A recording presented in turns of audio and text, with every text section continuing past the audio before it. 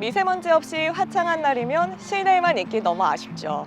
그래서 산으로, 들로, 바다로 떠나는 분들 많으실 텐데요. 이렇게 야외 활동이 늘어나는 시기가 되면 바로 이 질환 때문에 병원을 찾는 환자가 는다고 합니다. 바로 어깨관절 질환인데요. 활동량이 많아지는 것과 어떤 연관성이 있는 걸까요? 오늘 TV 건강 속으로에서는 어깨관절 질환에 대해 모든 것을 알아봅니다.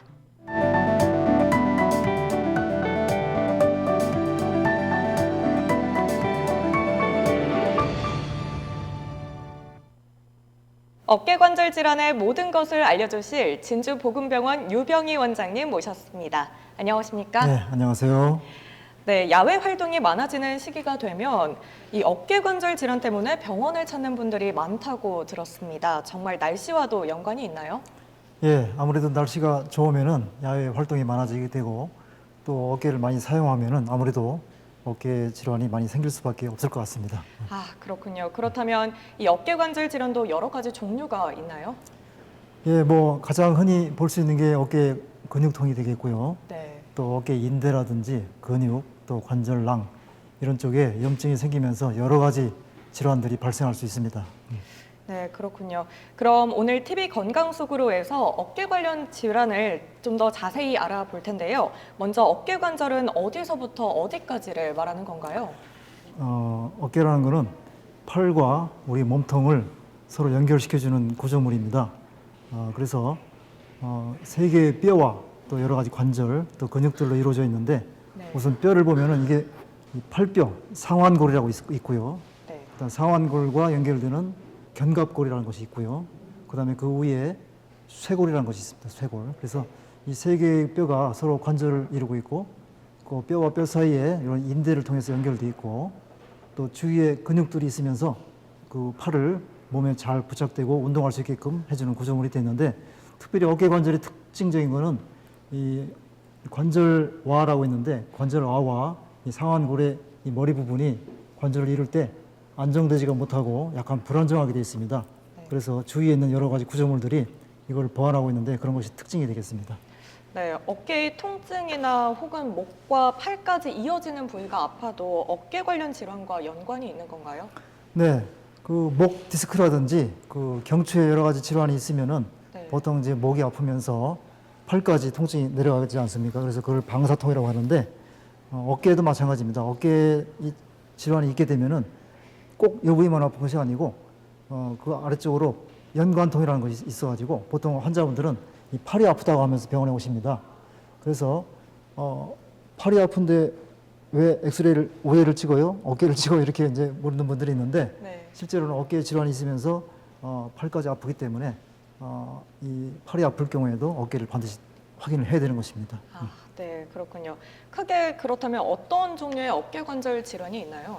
예, 뭐 여러 가지가 있겠지만은 가장 흔히 볼 수 있는 게 회전근개 질환, 네. 석회성 건염, 또 네. 오십견, 또 관절 자체가 상하는 퇴행성 관절염 이런 것들이 있겠습니다. 아, 네. 제가 들어본 것도 있고 또 처음 듣는 질환도 있는데요. 후천적으로 생기는 질환 같은데 혹시 선천적으로도 생기는 경우가 있나요?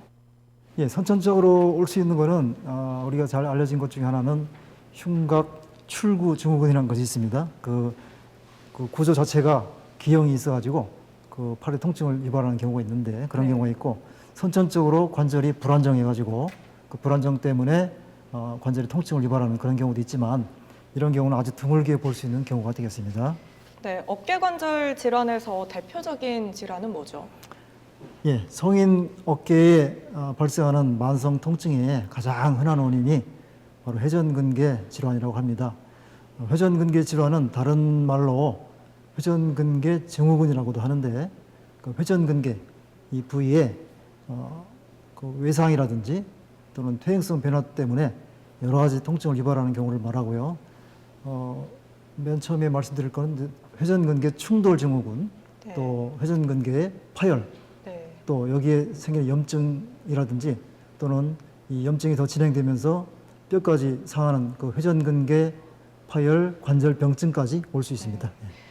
그렇다면 회전근개는 정확히 무엇을 말하는 건가요? 예, 회전근개가 많이 듣기는 하셨을 텐데 네. 잘 이해가 안 가는 경우가 있을 것입니다.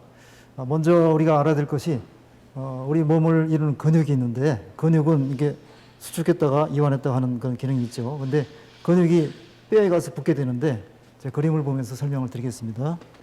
이게 이제 어깨에 있는 근육 중에 견갑하근이라는 근육입니다. 네. 이 근육이 뼈에 가서 붙게 되면은 이쪽은 근육 부위고 끝부분은 건이라고 합니다. 건. 네. 그래서 건하면은 아킬레스건이라고 들어보셨죠? 아킬레스건. 네네. 종아리에 있는 근육이 끝부분에 가면은 뼈에 붙기 전에 아킬레스건이라는 걸 변하게 됩니다. 그래서 그 부분은 신축성이 없는 대신에 강하죠. 근데 이제 근육이 작용을 하면은 그 아킬레스건을 잡아당겨서 발목을 이렇게 운동시키는 그런 효과가 있는데 마찬가지로 견갑하근이라는 것도 이 상완골 목 부위에 부착하면서 이것이 수축하면은 이걸 잡아당기는 그런 효과를 보이게 됩니다. 그런데 이런 그 건들이 어깨 관절에 4개 부위에 작용합니다. 이 상완골의 머리 부분을 감싸게 되는데 앞쪽에서는 견갑하근의 네. 건이니까 견갑하건이 되겠죠. 그 다음에 위에 쪽에서는 극상근건, 그 다음에 뒤쪽에서는 극하근건, 그 다음에 그 아래쪽에 소원근건 해가지고 4개의 그 근육이 끝부분에서 건이 되면서 그 끝에 붙는 자리에서 서로 깍지를 끼듯이 서로 단단하게 그 결합이 되어 있습니다. 그래서 그런 구조를 되면서 이 상완골 머리 부분을 감싸고 있기 때문에 아까 처음에 말씀드렸듯이 약간 불안정한 관절이지만 그 회전근개 때문에 안정되게 유지시켜주는 그런 효과가 있습니다. 그리고 이 회전근개는 이 뼈와 이 상완골 사이에 위치하기 때문에 여러 가지 손상에 쉽게 노출되는 그런 특징이 있습니다. 네, 알겠습니다. 제가 50견은 좀 많이 들어봤거든요. 50견이랑은 또 어떻게 다른가요? 예, 50견은 이 회전근개 아래쪽에 보면은 관절낭이라는 것이 있습니다. 이 관절낭 자체에 만성 염증 때문에 이 서로 늘어붙는 겁니다. 그래서 다른 말로 유착성 관절낭염이라고 그러는데 네. 관절낭이 유착이 되면서 관절 자체가 아프기도 하고 관절이 점점 굳어가는 병입니다. 그래서 50견은 관절 강직, 그러니까 관절이 잘 안 움직이는 게 특징이고 또 회전근개 질환은 어느 정도 관절 강직은 없지만은 네. 특정한 각도에서 이제 통증을 느끼는 그런 차이가 있습니다. 아, 네, 알겠습니다. 회전근개 질환이 생기는 주요 원인은 무엇이 있나요? 뭐 여러 가지 원인이 있겠지만은 크게 4가지를 얘기합니다. 외상성, 그다음 외인성, 내인성, 환경 요인 이런 4가지가 있는데 외상성이라는 거는 팔을 짚고 땅에 넘어지거나 그럴 때 어깨 충격이 갈 수 있고 또 과도한 당기는 힘을 작용받았다든지 아니면은 직접 충격을 받았다든지 이런 것 때문에 회전근개 파열이 될 수 있고 또 내인성이라는 거는 그 관절 자체의 어떤 퇴행성 변화라든지 네. 혈액 순환의 변화 이런 것 때문에 회전근개가 점점 상하는 그런 경우가 있겠고 외인성은 뼈의 모양 자체가 회전근개에 자극을 주기 때문에 거기에 압력을 가하거나 마찰을 일으킴으로 인해서 파열되는 경우도 있고 환경적인 요인이라 하면 운동선수라든지 네. 또 아주 과격한 노동한다든지 그런 경우에 그런 환경적 요인 때문에 올 수 있습니다. 네, 회전근개에 문제가 생기면 우리 몸에 나타나는 신호는 어떤 것들이 있죠?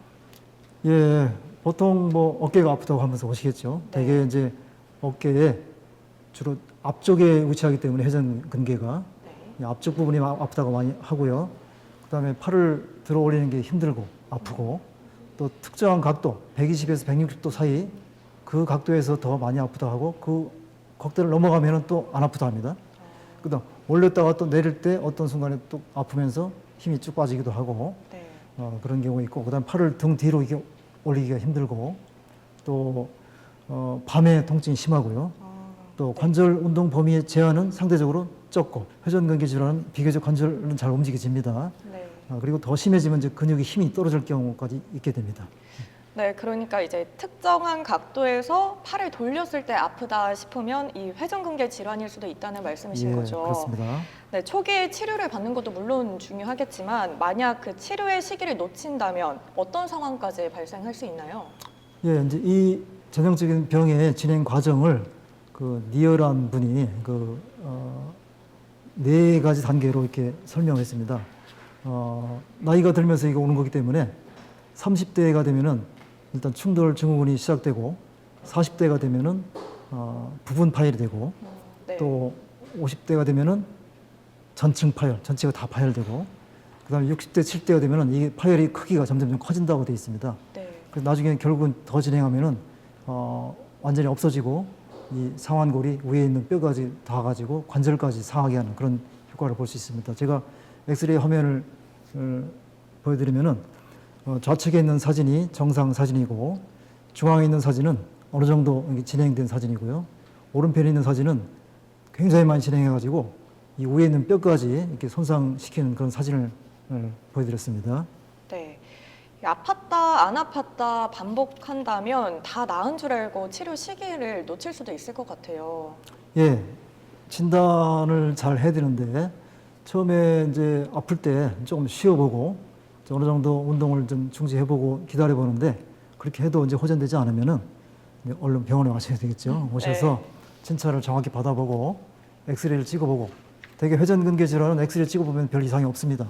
그래서 초음파를 하게 되는데 초음파는 요즘에 과거에는 초음파를 검사를 하기가 쉽지 않았지만 요즘에는 많이 대중화돼서 정형외과 의사들의 어떤 청진기라고도 이렇게 표현하는데 가볍게 쉽게 아프지 않게 이게 대보면은 금방 알 수가 있습니다.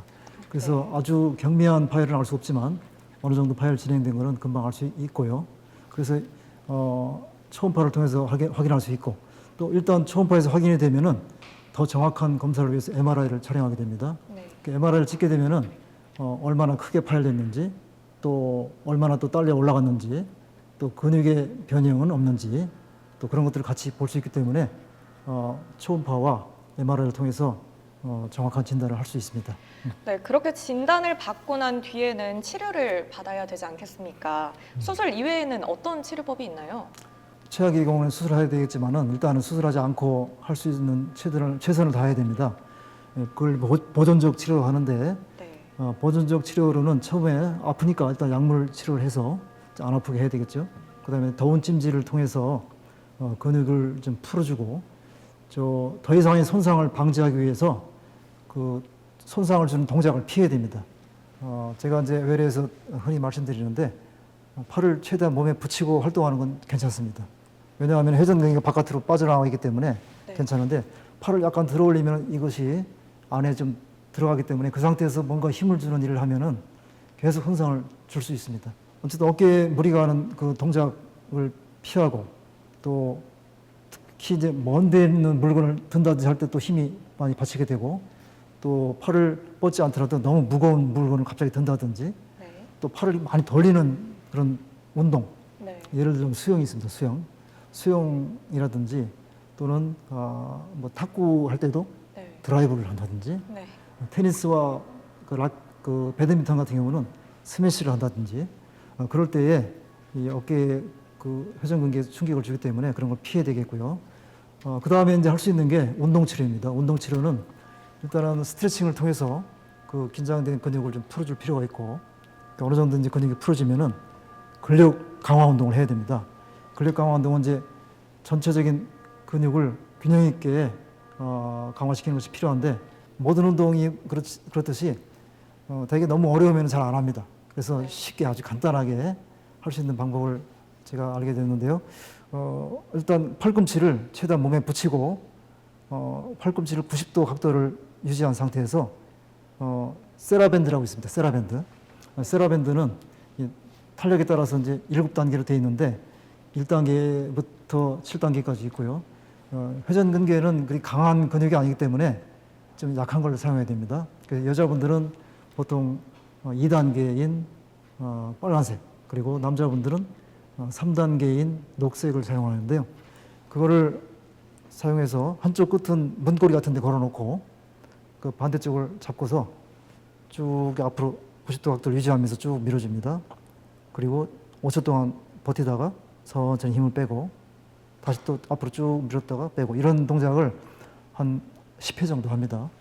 반대로 이제 앞에서 뒤쪽으로 이렇게 빼주는 이때도 마찬가지로 팔꿈치를 벌리지 말고 최대한 90도를 유지하면서 뒤쪽으로 힘을 줬다가 5초 동안 유지했다가 빼고 네. 이런 식으로 하고요. 그 다음에 안쪽으로 돌리는 운동도 마찬가지로 이렇게 돌렸다가 빼고 바깥쪽으로도 마찬가지로 이렇게 이런 동작을 반복하게 되면은 균형 있게 그 회전근개에 남아있는 그 근육들의 힘을 키움으로 인해서 더 이상의 손상을 막을 수가 있습니다. 이렇게 해도 이제 힘들고 아플 경우에는 초음파를 가이드하면서 여기에 직접 주사를 주기도 합니다. 그래서 여기에다가 이제 스테로이드라든지 또는 히알루론산 또는 콜라겐 같은 걸 주사를 주게 되는데 특별히 그 스테로이드를 주게 되면 통증은 금방 좋아집니다. 근데 이건 이제 반복적으로 주게 되면은 근육 자체에 손상을 줄 수 있기 때문에 가능하면은 자주 맞지 않도록 하고 또 맞게 되는 경우도 정확하게 초음파를 통해서 그 직접 건에다 주는 것이 아니고 건 바로 위에 저명낭이라고 있는데 그쪽에다가 정확히 주사하는 것이 필요하겠습니다. 네, 말씀해주신 것처럼 치료를 계속해서 받아도 통증이 지속된다면 수술을 하는 게 좋은가요? 예, 이제 일반적으로 6개월 이상 치료를 해보고 호전이 되지 않으면은 수술하라고 되어 있습니다.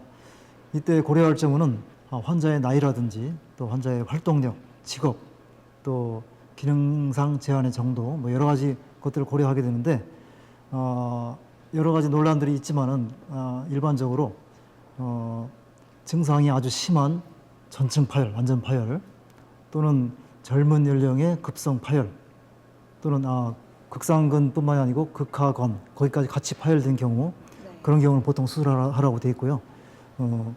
바르톨로즈라는 분은 이렇게 또 설명합니다. 증상이 1년 넘었거나 또는 크기가 1제곱센치 이상이거나 또는 상당한 기능장애나 근력저하가 있거나 이런 경우도 수술하는 게 좋겠다 이렇게 얘기하기도 합니다. 예, 수술을 하는 방법에 있어서는 파열의 크기에 따라 다른데 아까 소형 파열, 중형 파열, 대형 파열 이렇게 얘기했는데 대형 파열보다 더 큰 거는 광범위 파열을 합니다. 1cm 미만은 소형, 1cm에서 3cm까지는 중형, 3cm에서 5cm까지는 대형, 그 이상은 광범위 파열을 하는데 광범위 파열 때는 절개를 크게 해서 확실하게 봉합을 해줘야 되고요. 그 다음에 대형 파열 경우는 아주 짧게 절개를 해서 그 절개를 통해서 봉합하는 수술을 하게 되겠고 소형이나 중형 파열은 요즘에는 관절 내시경을 보면서 그걸 견고하게 고정을 할 수가 있습니다. 네, 수술을 한다면 일상으로 바로 복귀가 조금 어려울 것 같아서 통증이 있어도 참는 분이 계실 것 같아요. 수술 이후에 회복 기간은 얼마나 걸리나요? 평균적으로 수술하게 되면 한 6주 정도 그걸 약간 벌린 상태에서 유지하는 보조기가 있는데 그 보조기를 6주 정도 차고 총 한 3개월 정도의 적극적인 재활 치료가 필요합니다. 그 기간 동안에는 무리한 활동을 피하는 것이 좋습니다. 좀 전에 회복 기간을 3개월 정도라고 말씀을 해주셨는데 이 기간 동안은 보호자는 따로 필요 없을까요? 혼자서도 가능할까요? 예, 이제 입원은 그렇게 오래 하진 않지만 보통 일주일 전후에 하게 되는데 입원 기간 동안에 요즘에는 그 보호자분들이 다들 바쁘시기 때문에 네, 그렇죠. 병원에 통합 간호간병 서비스라는 것이 있습니다. 그래서 보호자 없이 병원에서 관리가 가능하기 때문에 이런 것을 이용하면 좋겠습니다. 네, 이번에는 오십견에 대해서 조금 더 이야기를 나눠보겠습니다. 오십견은 어떤 질환인가요? 예, 오십견은 그 다른 말로 동결견 또는 유착성 관절낭염이라 하는데 관절낭의 만성 염증으로 인해서 관절낭이 섬유화가 되고 또 점점 두꺼워지면서 이 신축성이 떨어지고 그러다 보니까 관절 운동 범위가 점차로 떨어지면서 못 움직이게 되는 그런 질환을 말합니다. 그렇다면 오십견은 왜 생기죠?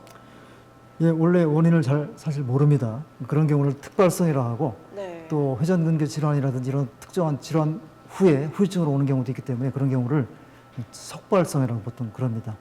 그 외에 당뇨라든지 심장질환, 갑상선 질환 이런 것들 때문에 같이 발생할 수 있기 때문에 여러 가지 요건들이 복합적으로 작용을 해서 발생하는 것이 아닌가 그렇게 생각하고 있습니다. 네, 어떤 증상이 나타날 때 오십견이라고 짐작할 수 있을까요? 예, 증상은 아까 말씀드렸듯이 아무튼 통증이 처음에는 심하고 또 서서히 관절이 굳어가면서 완전히 굳게 되고 또 시간이 더 지나면은 서서히 또 풀리는 시간들이 있습니다. 이런 과정들이 몇 달에 걸쳐서 평균적으로 전체가 다 진행되려면 한 2년 반 정도 걸린다고 합니다. 네. 그렇기 때문에 서서히 진행되는 병이고 이런 증상들을 볼 때는 병원에 오시면 되겠습니다. 네, 요즘에는 젊은 세대에게도 좀 많이 나타난다고 들었습니다. 그 이유는 무엇입니까? 예, 특발성으로 오는 경우는 젊은 사람들이 잘 오지 않겠지만 네. 속발성 등 2차성으로 오는 경우는 여러 가지 관절 손상이 많기 때문에 젊은 사람들에서도 그 외상 후에 이런 유착성 관절낭염이 올 수 있습니다. 네, 젊다고 안심할 수는 없겠네요. 어떤 치료법이 있나요? 통증이 있을 때 진통제, 소염제 주면서 이제 스트레칭 운동 같은 거 할 수 있도록 하는데 되게 자가 치료를 많이 유도합니다. 공원에 가면은 이렇게 도르래 같은 거 이렇게 이용해서 어깨 네. 운동하는 것도 있고 이렇게 돌리는 것도 있는데 그런 걸 통해서 최대한 통증이 느껴지지 않는 범위 내에서 최대한 운동을 많이 시켜주는 것이 중요합니다. 네, 운동 이외에 적극적인 치료법은 또 어떤 게 있을까요? 뭐 아주 심한 경우는 관절낭 속에 스테로이드를 주입한다든지 또는 관절낭 내에 어떤 그 액체를 팽창을 시켜가지고 관절낭을 확 펴주는 시술을 하기도 하고 그래도 안 되는 경우는 관절 내시경을 통해서 관절낭 유리술을 그러니까 다 잘라주는 거죠. 그런 수술을 하기도 합니다. 네, 알겠습니다. 이번에는 석회와 건염에 대해서 이야기를 나눠보겠습니다. 석회와 건염은 무엇인가요? 석회가 굳어서 생기는 건가요? 아까 말씀드린 게 회전근개 네. 중에서도 특별히 그 극상건 그쪽에 석회가 이게 침착이 되면서 염증 반응을 일으키고 염증 때문에 굉장히 아프고 더 심해지면 관절이 막 굳어가는 그런 질환입니다. 그런데 되게 화학적 화상이라고까지 표현을 하는데 엄청나게 아픕니다. 잠을 못 잘 정도로 아프기 때문에 어깨를 막 이렇게 붙들고 환자분들이 병원에 오시게 됩니다. 그렇다면 이 질환은 왜 생기는 거죠? 특별한 원인은 사실 모릅니다. 이것도 모르고 여러 가지 뭐 내과적인 질환이든지 또는 회전근개 질환 이런 것들이 복합적으로 발생한다고 되어 있습니다. 네, 원인을 정확하게 모른다니까 조금 걱정이 되긴 하는데요. 그대로 방치하게 되면 어떻게 되나요?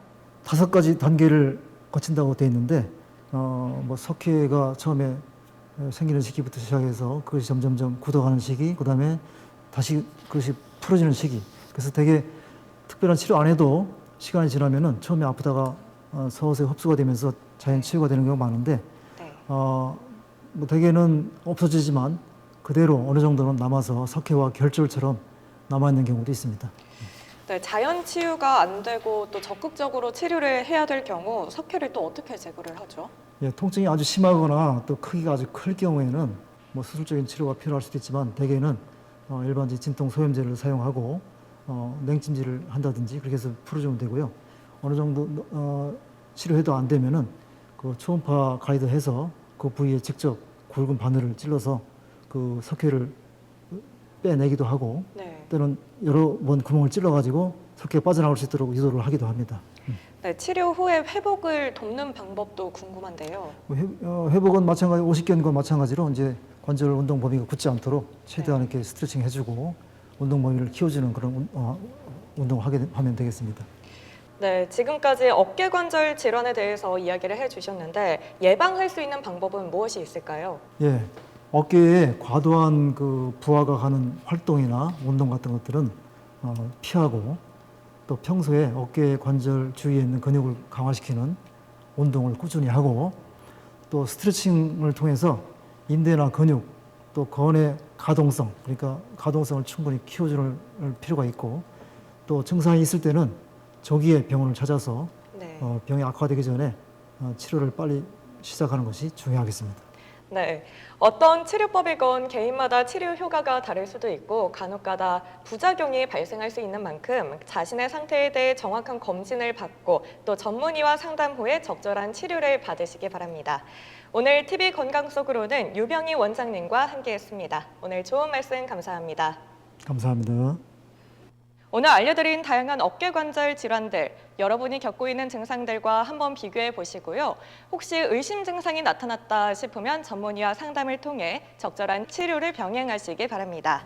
건강은 행복이다 라는 공식 꼭 기억하시고요. TV 건강 속으로 오늘 저희가 준비한 소식은 여기까지입니다. 시청해주신 여러분 고맙습니다.